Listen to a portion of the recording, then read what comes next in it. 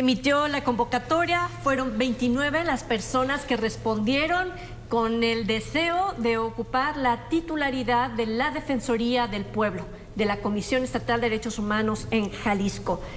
Se busca el mejor perfil, se busca eliminar una práctica que es no solamente en Jalisco, sino se ha dado en otros gobiernos, en otros tiempos, en otros estados y continúa ahí manifestándose. Esto de responder a cuotas y cuates los nombramientos de los titulares de estos organismos.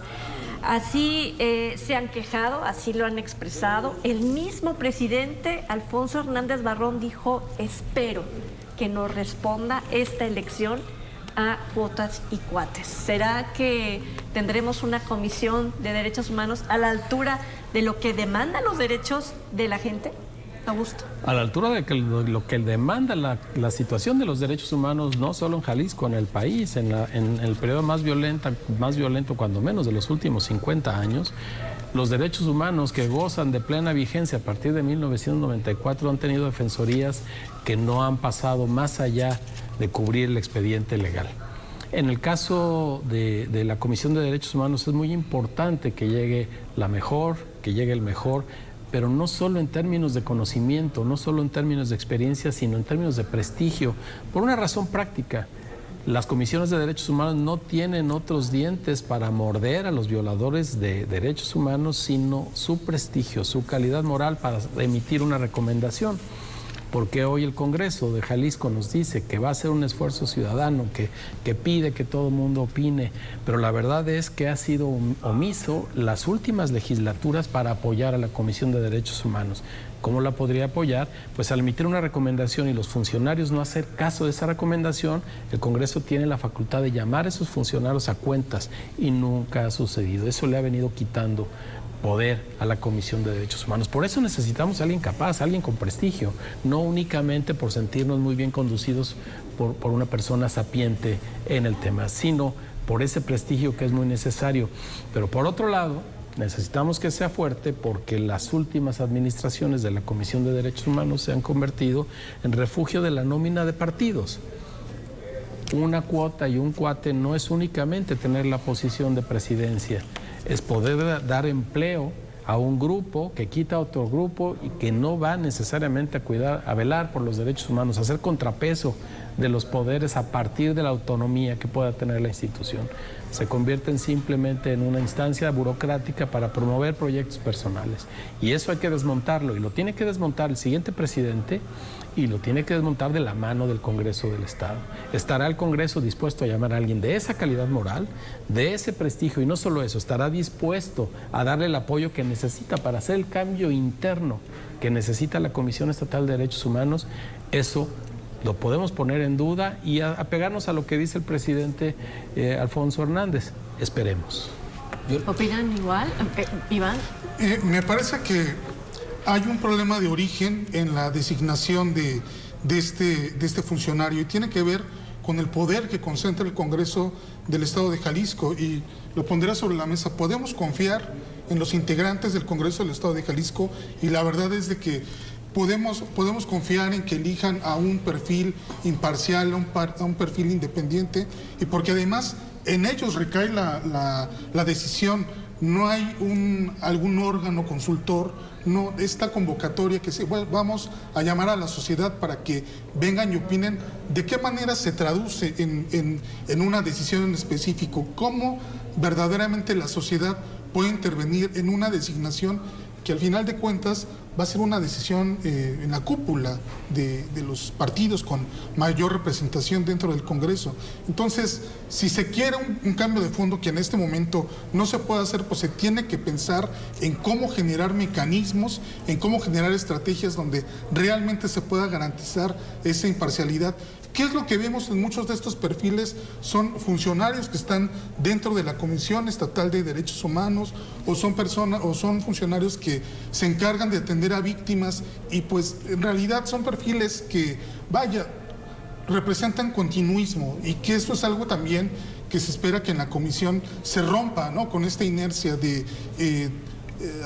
jugar esta cuestión de las cuotas y ver cuánto se le tiene que repartir a cada partido político. Entonces, realmente es una designación compleja, les van a hacer una entrevista, van a presentar un ensayo, pero en verdad eso nos va a garantizar que podamos tener el mejor perfil. Desde mi punto de vista, me parece que no, y eso es algo que se tiene que analizar. Creo que lo que sí no se ha podido es erradicar esta idea, ¿no?, que lo vemos a cada rato. ¿Para qué sirve la Comisión de Derechos Humanos si solamente defiende a criminales, ¿no? Que es cuando esas personas que cometen un delito y ahora se le tiene que salvaguardar sus derechos entonces se procura que no sean alterados por muchas razones. Y esto llama mucho la atención de la población, mucho más allá del servicio que dé una comisión, tanto nacional como locales, al ciudadano que ha sido violentado por el mal ejercicio de un funcionario público. Eso como que no se nota, no termina por apreciarse o no termina por ser tan visible, que todavía la población no alcanza a ver si tiene algún alcance la misma comisión. Tienes razón, porque a final de cuentas lo que esperaríamos como ciudadanos es la plena utilidad y la pertinencia de quien ejerce ese cargo. Pero es cierto que nos tenemos que ir a la génesis del proceso que va a derivar en escoger al hombre o a la mujer con las capacidades y la sensibilidad para llevar a cabo esta labor. Yo lo plantearía de momento en términos de reto y de desafío, porque lamentablemente esto que estamos hoy conversando no es la primera vez que lo hablamos. Es decir, comenzamos a especular, planteamos si los diputados serán capaces de mostrar o tener un proceso transparente, si habrá rigor justamente en la selección. Hoy, ¿qué sabemos? Hay 29 personas anotadas, seguramente, lo digo con claridad, no todos son capaces, y habrá personas que lo son, al menos en el papel, en la currícula que están planteando, pero no solamente es eso, bien lo decía Augusto, es el prestigio, además de los méritos académicos o profesionales, pero es la sensibilidad, que es lo que estás apuntando, Trini, al contexto específico actual del quebranto de los derechos humanos en Jalisco, materializado en algunas cosas muy particulares. Por ejemplo, el tema de desaparecidos. A ver, no digo que sea el único problema, pero hay temas muy sensibles que llevan mucho tiempo ya atorados y que diera la impresión que cuando hay personas que tengan capacidad, vamos a decir, rigor jurídico, experiencia política, no tienen la suficiente sensibilidad. Caso contrario, puede haber personas cercanas a las víctimas, pero que a lo mejor no tienen tampoco toda la capacidad o el rigor jurídico para atender algunas cuestiones. Con lo cual, creo que es una ecuación difícil. Y efectivamente, los inevitables o las inevitables cuotas de poder en este tema, porque lamentablemente para el poder político todo esto significa fichas importantes. Y por eso la gente se cansa, porque ve un presupuesto muchas veces bastante abultado, porque ve perfiles que dices, ¿y este de dónde salió? Y entonces más bien tienes que ver cuál es el vaso comunicante o la correa de para quién trabaja. Y cuando esto sucede, ¿qué hay? Desencanto, ineficacia, temas de naturaleza estrictamente ideológica, pero no justamente atender un tema que es de todos, atender, desde luego, los derechos de cualquier persona en Jalisco, pero efectivamente en temas muy sensibles se tendría que poner especial atención. Así que yo diría, es un desafío y vamos a ver si efectivamente lo que se ha prometido esta diputada Noroña, presidenta de la Comisión. La presidenta de la Comisión de Derechos Humanos, hombre, ha planteado el tema de que habrá rigor, transparencia. Yo digo, vamos a poner un interrogante a ver si lo que está planteando, ojalá sí sea, pero yo lo vería hoy en términos de interrogación. A ver, está flaca la caballada, está en deterioro total esta figura de la Comisión de Derechos Humanos. Yo no diría que está en ese deterioro. Sí se ha convertido la Comisión Estatal de Derechos Humanos en un ente con muy poca capacidad para ayudar precisamente a las víctimas. Pero no porque sea la actitud o pasividad de quienes están al frente de la comisión, sino porque también tenemos un gobierno que no le importa el tema. Basta ver las recomendaciones que han hecho. Más de 300, ningún presidente. Más de 600. Y solamente 4 han tenido una respuesta adecuada, un tratamiento adecuado. Entonces, ahí vemos pues que hay un gobierno que le provoca un gran malestar, no le agrada esos temas de revisar pues la forma de actuación de sus policías, de sus funcionarios. Entonces tenemos un problema estructural, que podríamos poner al mejor, pero si tenemos esa actitud de parte de las autoridades, poco puede hacer la Comisión Estatal de Derechos Humanos. Ahora, ¿qué perfil se requiere? Ya aquí lo han comentado, hay 29, yo creo que sí hay algunos perfiles interesantes, no los que deberían de haber. A mí me hubiera gustado, por ejemplo, que Lupita Ramos hubiera entrado, ¿no? Que ella...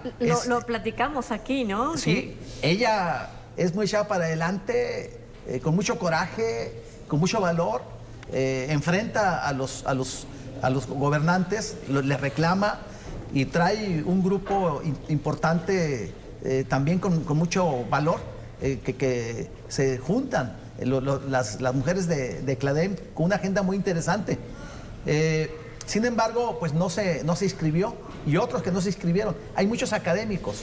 Yo tengo mis reservas de que ese perfil académico, que saben mucho de leyes, de temas de derechos humanos, muy estudiados, pero yo creo que debe haber una fusión entre conocimiento y experiencia. De la academia y el activismo sería esa experiencia. Bueno, no que sea realmente completamente un activista, pero sí alguien que tenga experiencia y que haya vivido el tema de las víctimas, que en el caso de Jalisco, en el contexto, creo que es la crisis más aguda que en la historia moderna hemos tenido. Entonces, el que llegue, pues va a tener un enorme reto, pero las condiciones como están, si siguen igual, va a ser muy difícil. Es muy importante la actitud también del ombudsman o ombudsperson. Es muy importante porque, por ejemplo, el caso de Alfonso Hernández Barrón, creo que él entró por su perfil. No fue un asunto de cuotas y cuates. Discutieron las fuerzas cuando lo eligieron, hubo una pasarela y finalmente pues no se pusieron de acuerdo y Alfonso Hernández Barrón, que no era apoyado por ninguna de esas fuerzas, conjuntó a los partidos, a los diputados y logró salir adelante, pero lamentablemente los primeros años fue muy complaciente con el gobierno. Ya después al final empezó a tomar su rol como defensor del pueblo, pero ya era muy tarde y eso se confronta con el gobierno del Estado y eso no le permite que fuera reelecto, como sucedió con Álvarez Cibrián y otros, ¿no? Entonces, es muy importante, pues, que los diputados entiendan la circunstancia tan especial que vive Jalisco y de ellos, pues, dependerá poder seleccionar al mejor perfil, porque la verdad también es que la convocatoria es una convocatoria abierta, ¿no? O sea, no hay candados precisamente para que se registraran. Solo el caso de este joven Rubén Ortega, que tiene 32 o 33 años. Que alegó discriminación en virtud de la edad que tiene, ¿no? Son 35 para adelante, ¿no? Sin embargo, creo que la convocatoria para mí creo que cualquiera puede inscribirse, pues, en general. Entonces, pues es muy importante la decisión que se tome, porque sí se requiere, pues, realmente un defensor del pueblo, que en este momento no lo tenemos, y a lo mejor también, pues, que no se esté peleando con el gobierno, pero sí con el valor, pues, de acompañar a las víctimas. Para eso sería necesario que la Comisión de Derechos Humanos le dieran más dientes para actuar, no solamente que se quede en recomendaciones, pero de repente te pones a analizar, si yo le doy más facultades a la comisión, estaría haciendo una fiscalía, una procuraduría, un organismo más que no es el objetivo. Hay que darle más instrumentos a la Comisión de Derechos Humanos, si no, o estaría cambiando completamente su objetivo y con eso mayor presión por parte de las autoridades gubernamentales y nos perderíamos quizás del registro de tantas recomendaciones que da cátedra ahí la comisión. El número de recomendaciones nos da una pista respecto a un soporte que tiene la Comisión de Derechos Humanos que vale bien la pena apuntalar a partir de tu comentario, Trini. Ese número de recomendaciones indica una cantidad grande de quejas. Y recordemos, y eso es muy importante, que los derechos humanos solo los violan las autoridades. Es decir, un gobierno debe estar incómodo con una comisión de derechos humanos porque los señalamientos solo son para las autoridades. Del policía, no son entre particulares. No. Esos son delitos que corren por otra vía. Los derechos humanos revisan los abusos de poder, para ponerlo en términos muy simples. Y un policía que no sigue el debido proceso está usando indebidamente el poder. Por eso está ese mito que no se sostiene de que defienden criminales. No, los policías, los jueces, los ministerios públicos están obligados a seguir un proceso, porque tenemos que combatir el mal apegados a las leyes. Pero ese factor que debemos poner en juego es justamente el apoyo social. Si para nosotros la comisión comienza a significar, y yo creo que para las personas que se han ido a quejar, que son miles y miles, significa como comisión, pero también que no hay otro vínculo para presionar a las autoridades. Necesitamos ese vínculo. Hay que discutir si algunos más dientes, por ejemplo, inhabilitar al funcionario que en su debido tiempo no responda a una queja, en cualquier sentido. Porque el problema es que no dicen ni sí ni no. Te emite una queja y cualquier autoridad tiene la posibilidad de admitirla o no y fundamentar cualquiera de las dos posturas. Y que sea ahora sí el legislativo, como dice Augusto, que haga algo respecto eso está en la ley actual y no ha sucedido. Y la propia sensibilidad que bien decía Gabriel de los gobernantes, que en realidad pasan olímpicamente de la trascendencia que tendrían las recomendaciones y por tanto se emiten recomendaciones y no pasa absolutamente nada. Creo que es relevante el prestigio, como bien apuntabas, y creo que es relevante efectivamente sí transitar a otra serie de, digamos, complicaciones para el gobernante que no atiende esas recomendaciones. Claro. Si no sucede absolutamente nada, pues evidentemente serán, como lo son ahora, llamamientos a misa. En el mejor de los casos. De los derechos humanos de la sociedad. Nos tenemos que ir en breve, mi querido Gabriel. El hecho de que sean acuerdos políticos a mí no me asusta. Pero pues que seleccionen al mejor, ¿no? Bien. Alguien que funcione. El día primero, creo que se tienen que ir de vacaciones de verano, se van a ir de vacaciones, digo, no sé si sea de verano, más bien tiene que ver de las legislaturas, ¿no? Los descansos y estos, pero bueno, se van de vacaciones y tendrán que sacar el nombramiento pronto, así que estaremos pendientes, por supuesto. Muchísimas gracias, Gabriel Ibarra, por acompañarnos esta noche. Guillermo Velasco, gracias, muy buenas noches. Iván Arrazón. Gracias, buenas noches. Augusto Chacón. Buenas noches. Un gracias. gustazo, de verdad, un gustazo también que nos haya escuchado, nos haya visto. Nos vemos y escuchamos en la próxima.